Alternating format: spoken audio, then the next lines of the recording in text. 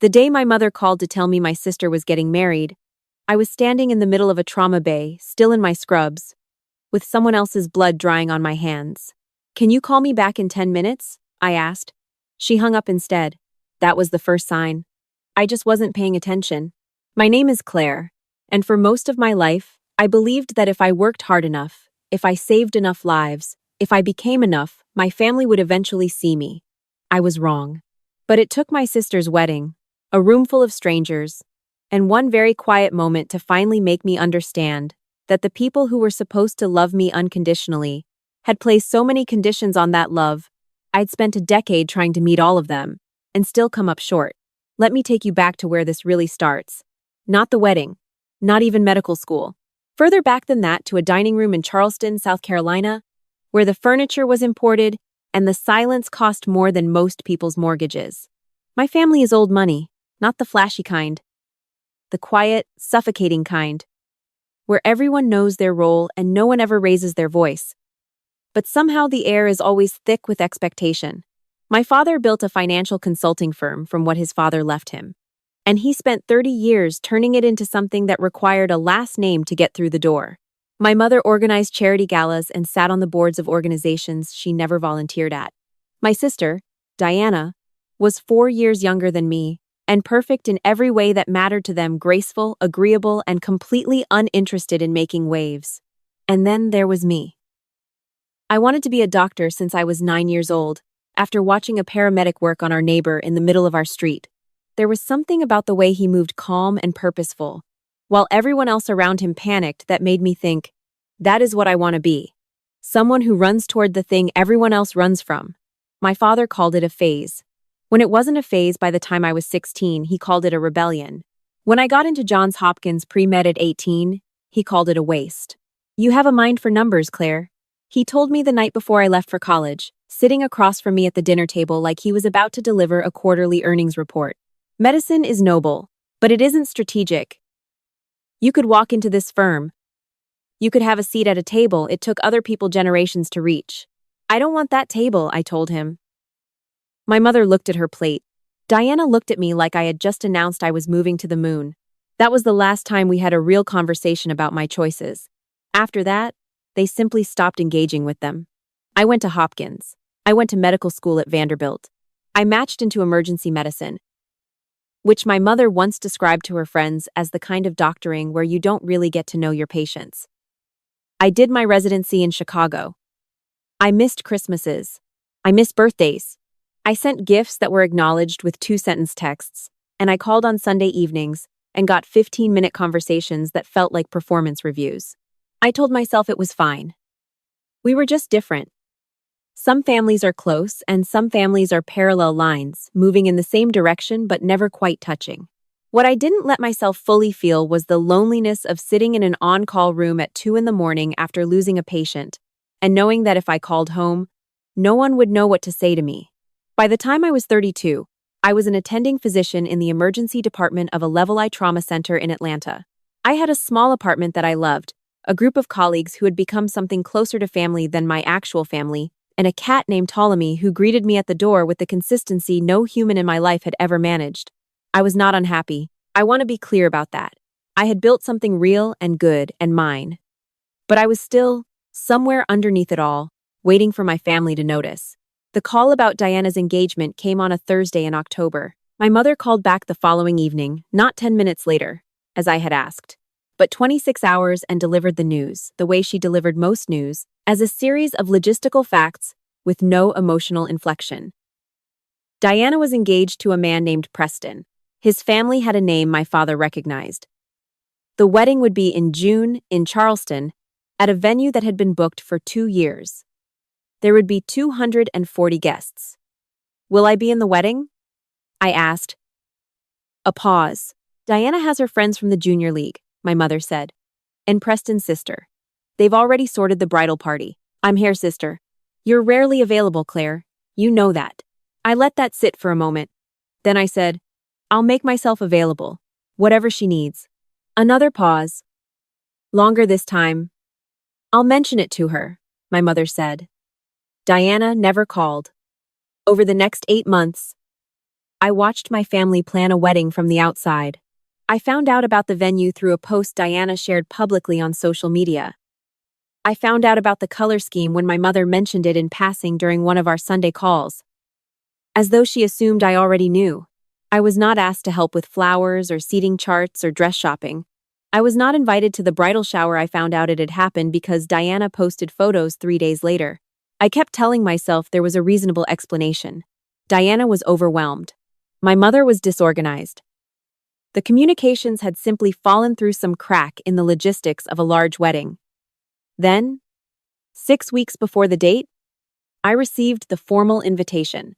It was beautiful cream cardstock, engraved lettering, the kind of invitation that takes 3 months to produce. Inside, there was a small card listing the order of events. My name was not in the program, not as a reader, not as a greeter, not in the acknowledgement of family members that typically runs at the back of the ceremony booklet. The program listed Diana's parents, Diana's grandparents, the bridal party, and the officiant. I did not exist. I sat with that invitation in my hands for a long time. I was in my apartment. It was a Sunday evening. Ptolemy was curled against my leg, and outside the window, Atlanta was doing what Atlanta does in April. Being beautiful and warm and completely indifferent to whatever was happening inside my chest. I called my mother. The program, I said. My name isn't in it. The programs were printed months ago, she said. Diana worked with the planner. I'm her sister, Mom. You weren't very involved in the planning process. Because no one involved me. Silence. I'll see you at the wedding, Claire, she said. And then she moved on to something about the rehearsal dinner seating, as though we had been talking about nothing more significant than a misplaced place card. I did not sleep well that night. What I felt in the weeks that followed was something I didn't have a clean word for. It wasn't quite anger, and it wasn't quite grief. It was the feeling of a door quietly clicking shut, not slammed, not locked dramatically, but simply eased closed by someone who didn't think you'd notice. I almost didn't go. I had a colleague offer to cover my shift so I could attend the full weekend. And for 3 days, I seriously considered calling my mother and saying I had a patient emergency, that I couldn't make it, that I was sorry. It would have been so easy. And no one would have been surprised. But something wouldn't let me do it. Maybe it was stubbornness. Maybe it was grief, dressed up as stubbornness. Maybe it was the 9-year-old version of me who still believed, somewhere very deep down, that family meant something. I flew to Charleston on a Friday night. I did not tell anyone I was coming until I was already there. I checked into the hotel the guests had been assigned, unpacked my dress, a navy wrap dress I had bought specifically for the occasion, simple and appropriate, and the kind of thing you wear when you're trying not to take up too much space. And then I sat on the edge of the hotel bed and thought about what I was doing. I was going to a wedding where my family had made clear, in every way that didn't require them to say it out loud, that I was not truly welcome. I was going to sit in a pew as a guest among 240 people and watch my sister get married, and then attend a reception where I would make small talk and eat chicken and drive back to the hotel alone. I almost cried. I stopped myself, because I was tired of spending emotion on people who were keeping careful track of how little they spent on me. The morning of the wedding, I got a text from Diana. Heard you're here. You can sit with the Harrington cousins at the reception. Table 14. Table 14. Not the family table. Not even adjacent to it. I stared at that text for a long time. And then I did something I hadn't planned on doing. I called my colleague Marcus, who had been my closest friend since residency, and who knew my family situation better than almost anyone. He picked up on the second ring. Tell me not to do something stupid, I said. What's the stupid thing? He asked. I'm thinking about wearing my white coat, I said. To the wedding, there was a pause. Marcus knew what I meant. At our hospital, the white coat isn't just a uniform, it's a symbol of what you've given up and what you've earned. For me specifically, it had become something more after last year, when I had been part of a critical response team during a mass casualty incident in downtown Atlanta. 3 months after that, the hospital had held a formal recognition ceremony. I'd received a commendation. The chief of medicine had shaken my hand in front of 400 people. My family had not called to congratulate me. Not the white coat, Marcus said slowly. But you know what you should wear? I knew what he meant before he said it. I had kept it folded in the back of my closet for a year. The formal recognition had come with an invitation to present at a national emergency medicine conference, and I had worn it then. The professional dress whites, tailored, bearing the insignia I had earned through a decade and a half of work that my family had classified as a career path with no tangible benefit. I was a senior attending. I had a title. I had credentials behind my name that had been placed there by people who had watched me work. "They'll hate it," I told Marcus. "Yeah," he said, "but it's true. It's just true." I wore the dress whites. I'm not telling you this to be dramatic, though I understand how it sounds. I want you to understand what I felt walking into that church, because it wasn't triumph. It wasn't revenge. It was something quieter and more complicated than either of those things. It was the decision to stop making myself smaller for people who had never once made room for me. The ceremony was already beginning to fill when I arrived. 240 guests in a historic Charleston church, the kind with high ceilings and stained glass that makes the light fall in colors.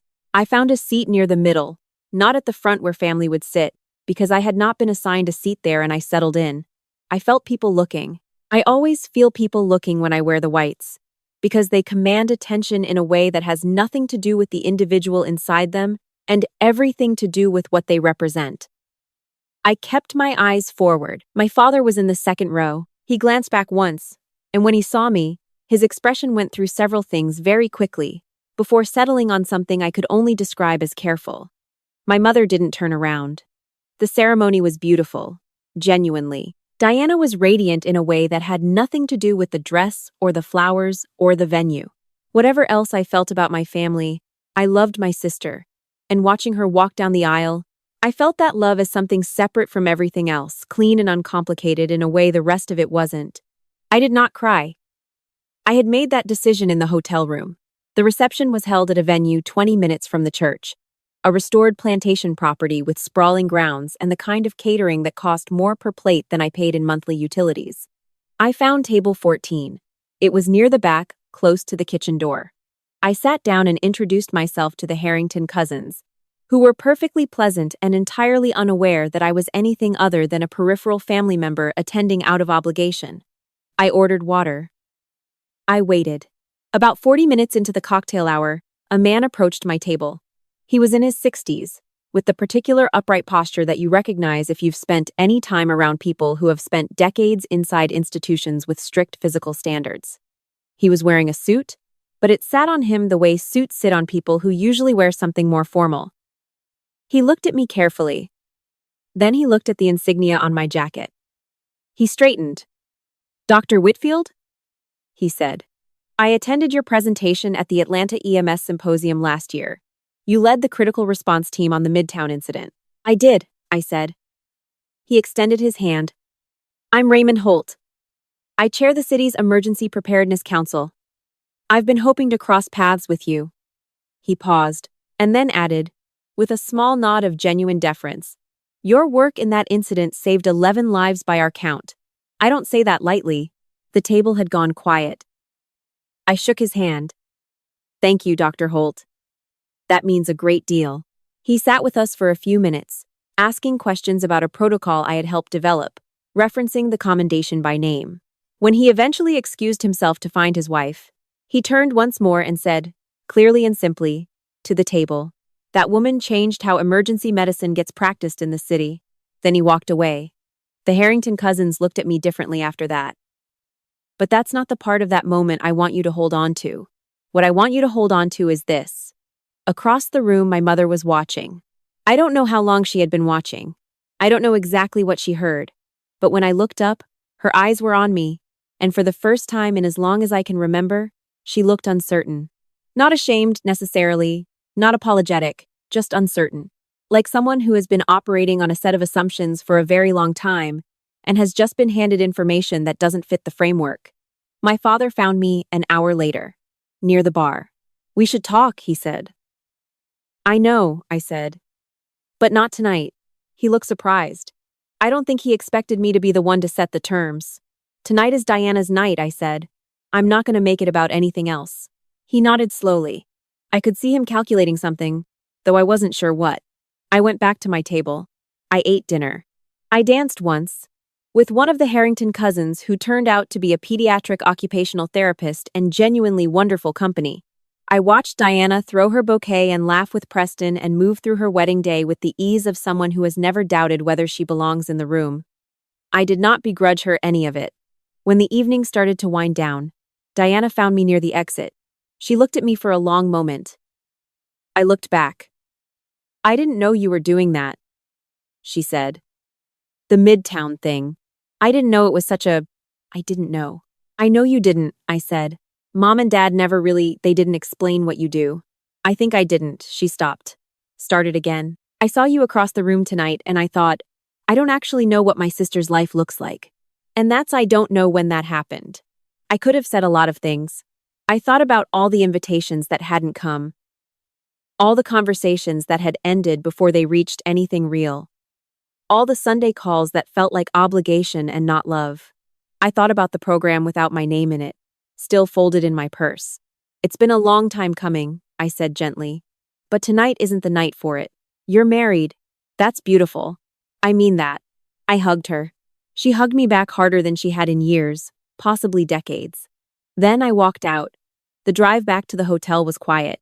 Atlanta air in June is warm even at midnight, and I rolled the window down and let the night come in. I thought about my father's face. I thought about my mother's expression from across the reception hall. I thought about Diana saying, "I don't actually know what my sister's life looks like."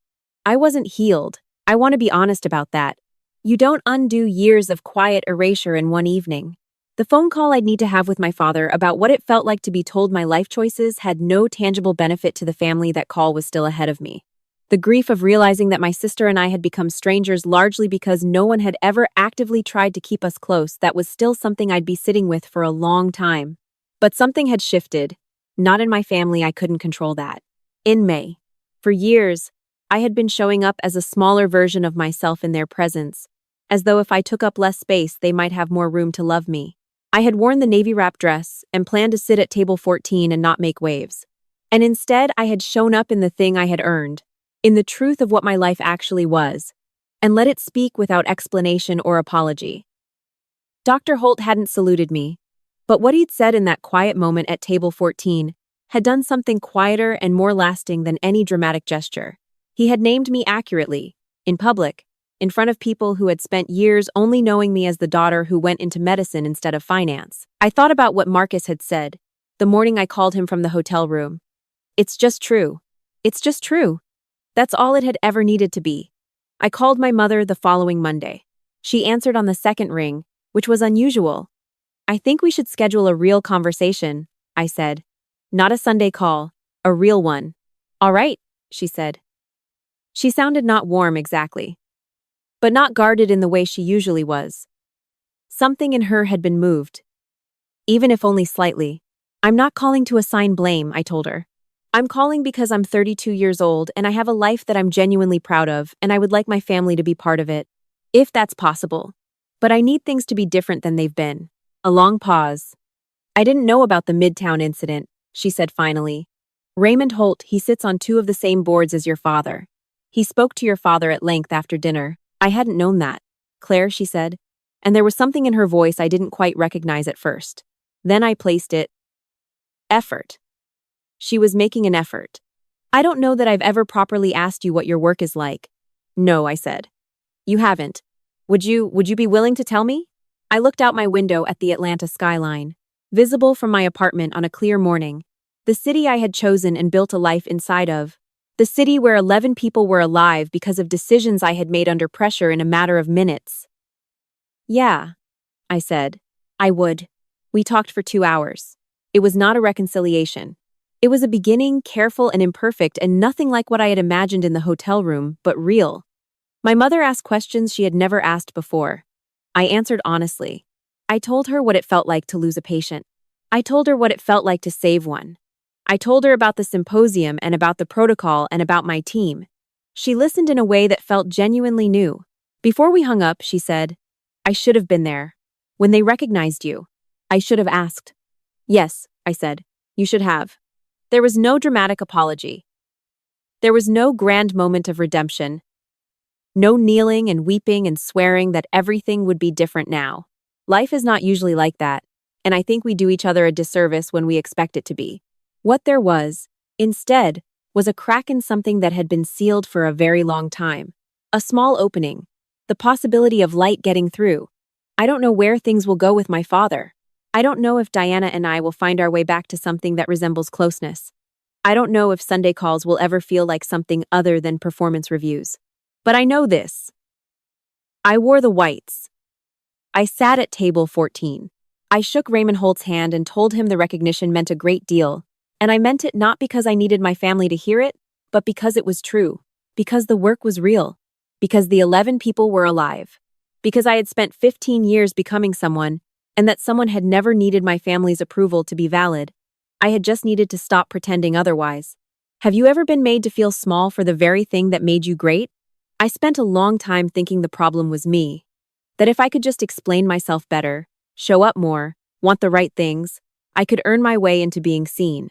What I know now is that the people who need to diminish your choices to feel comfortable in theirs are not going to be converted by achievement. They might be cracked open by it, slowly, the way cold stone eventually lets water in, but that is slow work. And it is not your job to perform yourself into someone else's acceptance.